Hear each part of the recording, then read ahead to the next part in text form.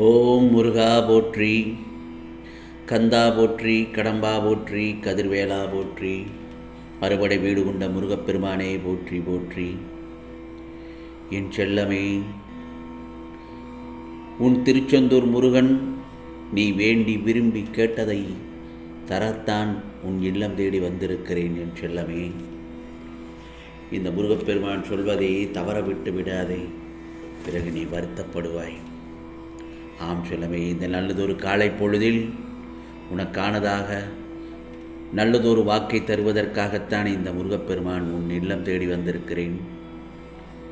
நான் சொல்வதை கேட்பதற்கு முன் முருகா சரணம் என்று பதிவு செய்துவிட்டு நான் சொல்வதை தவறாமல் கேள். உன்னை சுற்றி நல்லவர்களை தவிர மற்றவர்களுக்கும் நீ இடம் கொடுத்திருக்கிறாய். அப்படித்தானே என் செல்லமே? உன்னை சுற்றி இருள் நிறைந்ததாக நினைத்து கொண்டிருக்கிற உன் வாழ்க்கையில் இந்த முருகப்பெருமான் பிரகாசத்தை கொண்டு வரப்போகிறேன்.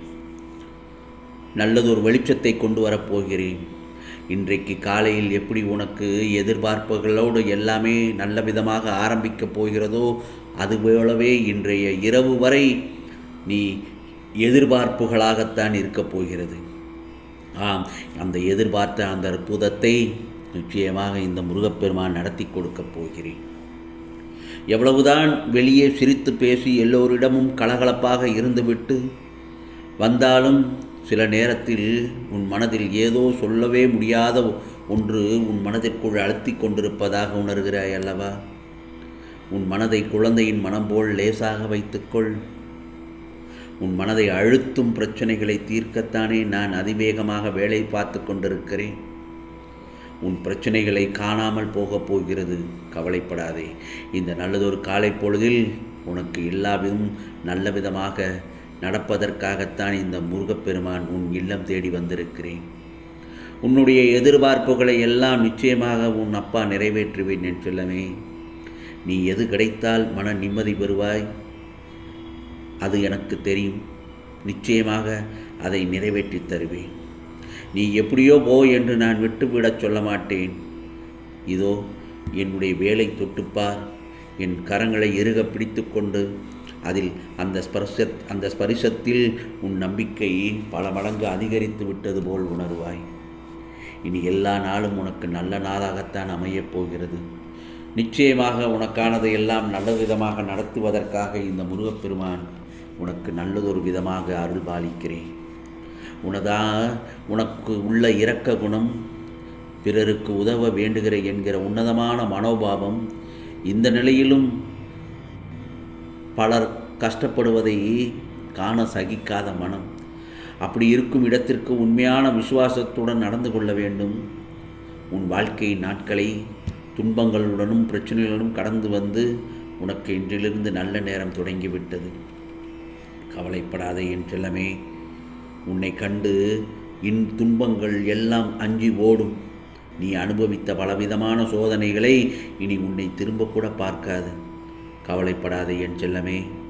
உண்மையான உன் அன்பை தவிர நிச்சயமாக உனக்கு எதுவாக இருந்தாலும் அந்த அன்புதான் உன்னை வழி நடத்தி செல்லும் என் செல்லமே. கவலைப்படாதே. எனக்கு நல்லதொரு வாழ்க்கையை தாருங்கள் என்று உன் மனதிற்குள் புலம்புகிறாய். அந்த சமயத்தில் உன் மனதிற்குள் ஒரு பெரிய போராட்டமே நடந்து கொண்டிருக்கிறது. கலங்க வேண்டாம். சற்று நேரத்தில் நீ எதிர்பார்த்த நல்லதொரு அற்புதத்தை நிகழ்த்துவேன். நம்பிக்கை மட்டும் இழந்து விடாதே. உன் கர்ம வினைகளை நிச்சயமாக நான் கூடிய விரைவில் போக்குவேன் என் செல்லமே. கவலைப்படாதே. உன் நல்ல எண்ணங்களுக்கும் நல்ல குணங்களுக்கும் நிச்சயமாக நல்லது நடக்கும் என் செல்லமே. கவலைப்படாதே. உனக்கான நல்ல காலம் தொடங்க ஆரம்பித்து விட்டது. வாழ்க்கையில் அன்பு இல்லாமல் அல்ல, நிச்சயமாக அன்புடன் எல்லோரிடமும் பழகு. நல்ல விதமாக உனக்கு எல்லாவற்றையும் நான் உனக்கு இரக்கத்தோடு அந்த ஒரு சூழலை உனக்கு நான் உருவாக்கி தருவேன். வாழ்க்கையில் பிறப்பு இறப்பு என்ற சூழல்களில் அன்பு, பரிவு, இரக்கம், மன்னிப்பு, கோபம், வெறுப்பு, விரோதம், இன்னும் எத்தனை உணர்வுகள். இந்த சூழலுக்கு நடுவில் நம்மில் 1000 உறவுகள் நம்மை சுற்றி வருகிறார்கள். அது அம்மா, அப்பா, தம்பி, தங்கை, பெரியப்பா, சித்தப்பா என பல உறவுகள், மாமா, அத்தை என்று அவர்கள் உன்னுடைய ஒவ்வொரு ஜென்மத்திலும் ஒவ்வொரு ரூபங்களாக, ஆத்மாக்களாக அவதரித்து வருகிறார்கள் அல்லவா? பிறப்பிலும் இறப்பிலும். ஆனால் உன்னுடன் யாரும் வரப்போவதில்லை. அதே போலத்தான் மற்றவர்களுக்கும் என்பதும் உலக நியதி. அப்படி இருக்கும்போது வாழ்நாளில் ஏன் ஒருவர் மீது மட்டும் அன்பு வருகின்றது? ஏன் கோபம் வருகிறது? முருகா, எனக்கு இதில் ஒரு பெரிய கேள்வியே இருக்கிறது. அதைத்தான் உன்னிடத்தில் நான் கேட்கிறேன். கவலைப்படாதே. நீ ஒரு கருங்கல் நிறைந்த வழியில் நடக்கின்றாய். அப்படி நீ போகும்போது கால்களில் அடிபட்டு விடுகிறது. ஒரு கல்லினால் உனக்கு அடிபட்டதால் அது வலிக்கின்றது. ஆனால் அந்த கல்லை யார் காலிலும் படாதவாறு ஒரு ஓரத்தில் போட்டு பிறகு அந்த வழியில் நடக்கின்றாய். இது ஒரு விதமான வாழ்க்கையை பற்றி ஒரு புரிதல்.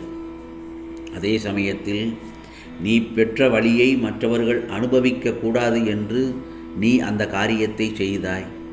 நீ போகும் பாதையில் முட்கள் இருக்கிறது, அதை கவனித்துக் கொள்கிறாய். அதனால் அது உன்னை காயப்படுத்தவில்லை. இருந்தாலும் அங்கே மற்றவர்கள் செல்லலாம். அவர்களை அந்த முள் குத்தி காயப்படுத்திடக்கூடாது என்று அதை ஒரு ஓரமாக எடுத்து போடுகின்றாய் அல்லவா? இவற்றின் மூலம்தான் வாழ்க்கையின் உண்மையான அர்த்தத்தை எந்த அளவிற்கு புரிந்து கொண்டுள்ளாய் என்று தெரியும். வலித்தால் அது உணர்ந்து மற்றவர்களுக்கு அந்த வலி வரக்கூடாது என்று கண்ணில் பட்டதை மற்றவர்களை காயப்படுத்தும் என்று உணர்ந்து அதை மேற்கொண்டாய் அல்லவா? அவர்கள் மனதால் அன்பை நேசிக்கக்கூடியவர்களாக இருப்பார்கள் அப்படிப்பட்டவர்கள். ஆனால் காலில் காயப்படுத்தியதால் தன் வழியில் மட்டும் கவனித்து செல்வார்கள் சில பேர். அவர்களுக்கு வாழ்க்கையில் அன்பு இல்லாமல் அல்ல, அவர்களுக்கு அவர்களின் வலியை தாங்க முடியவில்லை. அதனால்தான் இது தவறல்ல. ஆனால் முட்களை பார்த்து அந்த இடத்திலிருந்து கடந்து செல்லும் அந்த உள்ளத்திற்குத்தான் அன்பை பற்றியும் வாழ்க்கையை பற்றியும் புரிதல் வேண்டும்.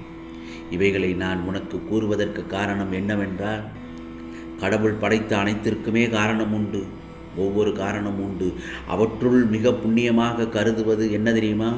மனித இனத்தை தான் புனிதமாக கருதுகிறார்கள். ஓர் உயிரின் பிறப்பும் இறப்பும் மனிதர்கள் கையில் இல்லை. அதை முதலில் தெரிந்து கொள். உன் வாழ்க்கையிலோ நீ இன்பங்களையும் துன்பங்களையும் அதிகமாக சந்திக்கிறாய். நீ புத்திசாலி என்று நான் நினைக்கிறேன். ஆனால் நீ இவ்வளவு கோழையாக இருக்கிறாயே. எவ்வளவுதான் உனக்கு கோபங்கள் கவலைகள் இருந்தாலும் அதை நீ அன்னத்தில் காட்டக்கூடாது. எதிரியை அழிக்க வேண்டும் என்ற எண்ணத்தையும் அந்த எண்ண உணர்வையும் அழித்துவிடு உன் மனதில் இருந்து. புரிகிறதா? பிறகு வார், உனக்கான வாழ்க்கை நிச்சயமாக ஆனந்தமயமாகும் என் செல்லமே. நீ மலை போல நினைத்திருக்கும் பிரச்சனைகளை எல்லாவற்றையும் நான் தீர்த்து விடுவேன். இதோ நீ வேண்டி விரும்பி கேட்டதை தர வந்துள்ளேன், தந்துவிட்டேன். கவலைப்படாதே. இது முருகப்பெருமானின் அருள் வாக்கு, சத்திய வாக்கு. உனக்கானதெல்லாம் நிச்சயமாக நல்லது நடக்கும். நல்லது மட்டுமே நடக்கும். அதுவும் நன்மையாகவே இருக்கும். ஓம் சரவண பவ. ஓம் சரவண பவ. ஓம் சரவண பவ.